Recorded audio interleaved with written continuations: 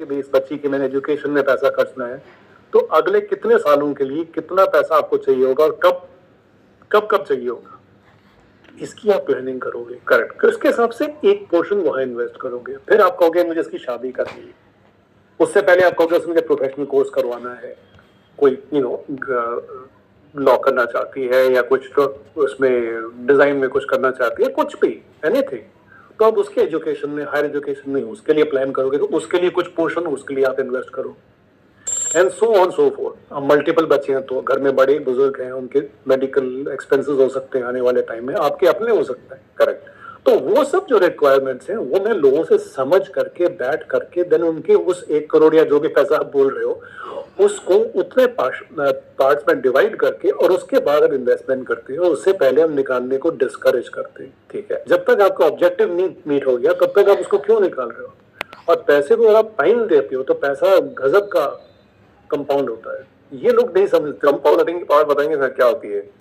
Compounding की power ये sir कि अगर वो एक दाना और हर रोज उसको डबल करना है चावल के दाने को, तो एक महर्षि थे, उन्होंने राजा को चैलेंज किया था। राजा जो था वो बड़ा घमंडी था, तो उसको एक ऋषि ने आके बोल दिया था कि भाई आप ऐसा करिए, मुझे चावल का दाना दे दीजिए, आप तो बहुत अमीर हैं, आप तो बहुत, आपका खजाना बहुत बड़ा है, तो हर रोज जो जितना आपने पिछले दिन दिया उसको डबल करके देना है। तो राजा ने कहा क्या ही फर्क पड़ेगा, लेकिन वो जब 15-16 दिन तक पहुंचे तो उसके बाद तो उनकी हालत खराब होगी क्योंकि सारा खजाना खाली हो गया। क्योंकि वो डबल डबल डबल डबल करते करते अगर आप एक्सेल शीट में बना करके देखोगे तो दिमाग घूम जाएगा, ये कैसे करें। तो वो कंपाउंडिंग काम करती है। रूल ऑफ 72 जो है, 72 को डिवाइड करिए जो आपका रेट ऑफ इंटरेस्ट आ रहा है, उससे आपको ये मालूम पड़ जाएगा कि मेरा पैसा कब डबल हो रहा है। Rule of 72। रूल ऑफ 72 उसको मैं किससे डिवाइड करूं?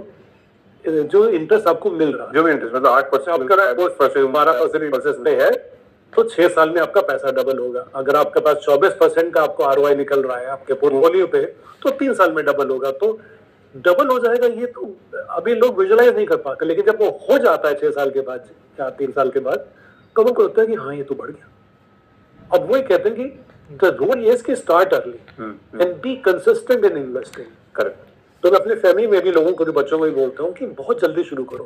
पहले जब आप नौकरी पकड़ते हो तो पैसा उड़ाना मत शुरू करो, पैसा संभालना शुरू करो। करेक्ट सर, बिल्कुल। मैं उसको इन्वेस्ट करो, सेविंग्स अकाउंट में मत रखो, वहां 3% मिलेगा।